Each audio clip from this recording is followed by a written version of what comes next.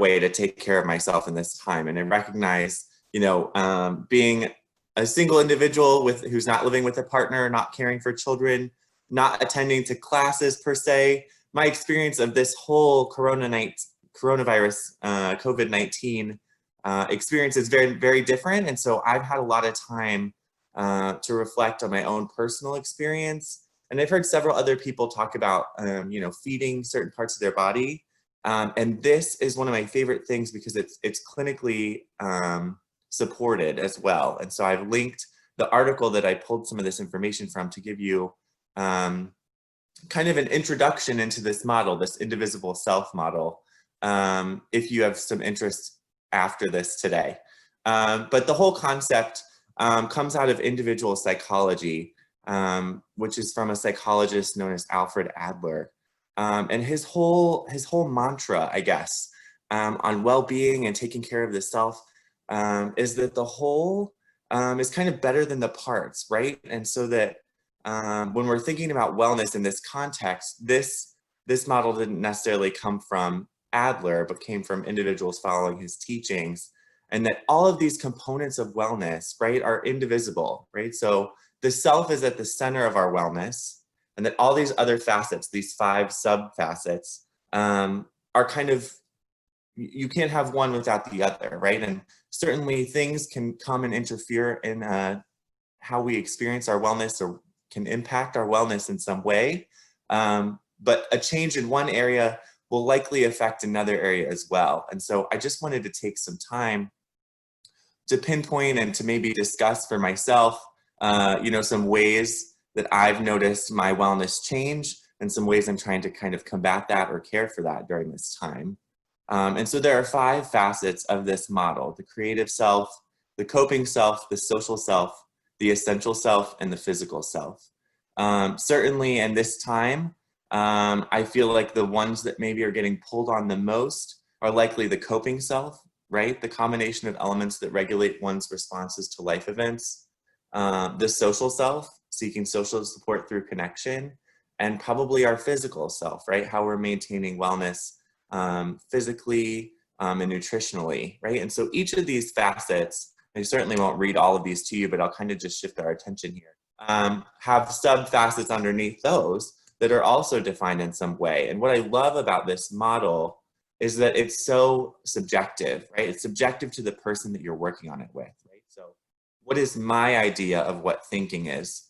What is my own awareness of what my emotions are?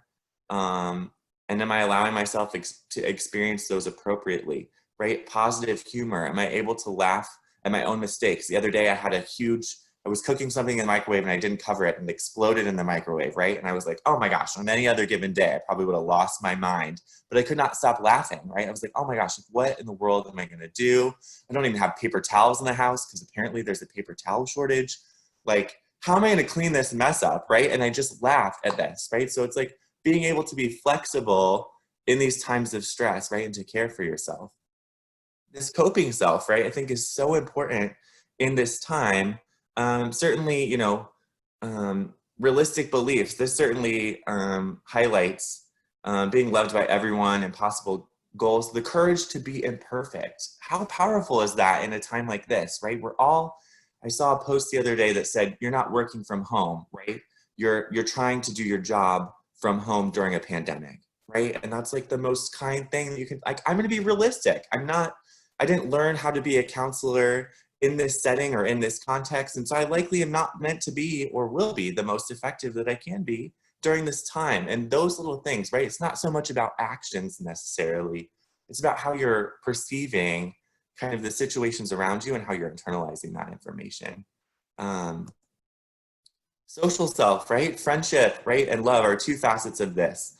How are we relating to others? How are we connecting to others, both to ourselves and to a community? Right? And I think maybe we've gotten creative just in the fact that we're kind of doing this together right now. I think that's so important. This idea of essential self, right? Of spirituality, how you relate to your gender identity, to your culture. And also this facet of self-care, which I feel like I want to talk about probably the most, right? I feel like self-care, and I find when we talk about wellness, we often talk about wellness as the presence of just self-care in itself. And I think this model does a perfect job of kind of highlighting the fact that self-care is only one minor subfacet of our well-being, right? And so certainly, right, I always joke with students, right, going to Starbucks and getting a coffee might be a form of self-care for you, right? But likely using that as the only form of care or to maintain your well-being, it's likely not that robust, right? So you're likely going to see some challenges, right? So really paying attention to how am I caring for myself, right? I've started this joke at home now. Whereas if I turn on the news and the word coronavirus comes up, I have to turn it off immediately, right? So I'm not watching much news lately, obviously. And I'm only engaging in the media that I find really wholesome, right? Like, yes, I did watch Hocus Pocus this weekend. Is not the season to be watching that, but it's a movie that, you know, absolutely brings me joy. And I was so thankful to do that. So I think being really selective about what I'm engaging in, you know, taking that suggestion from Netflix. Are you still watching? That's the perfect, I've set this rule in my house, right? That is the perfect time for me to try to do something else. Can I go out and do a walk? Can I do 20 push-ups? Can I go look up a new recipe and see if I have the ingredients to cook something new, right? All of those things are something that I'm using to step away because I've really been paying attention to the things that are really impacting my well-being, right? And then there's this idea of the physical self, right? This engaging in exercise and eating nutritionally as well as we can during this time. And also, again, a perfect example of how these are connected, right? This idea of these two things might be a little more challenging. And so we might need to go back into our coping self and pull on those realistic beliefs about what exercise and nutrition look like at this time. Am I able to go into the gym and throw some weights around right now? Absolutely not. But am I still able to do some type of exercise? Yes, right? And is that value, is there more value in that than nothing, right? Instead of this black and white thinking, can we find the gray area? And rather than being maybe uncomfortable in the gray area, can we kind of embrace that uncertainty and find ourselves kind of exploring and navigating the gray area in a way that we may not have had the time to do so, the ability to do so, right? And so I think that's what's so powerful and that's what's so important here. And those are the things that I'm doing, right? I'm not much of a baker, right? And so I have taken some time. This isn't necessarily nutritional and maybe not the most nutritious recipes, right? But I'm certainly taking some time to say, I've always wanted to bake, right? And I don't imagine that I will be like a 5-star Michelin chef after this, right?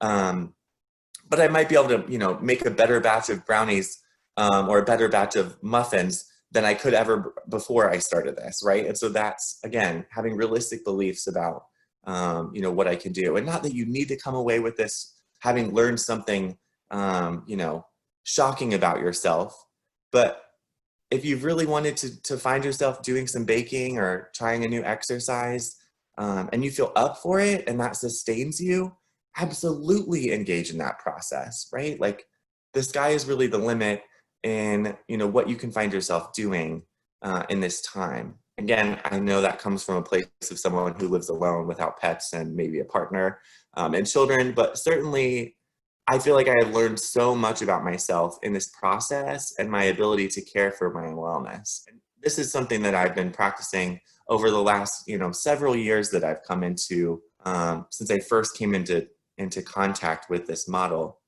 And I think this is the perfect time to begin paying attention to how all of these things are intertwined and how they relate to each other.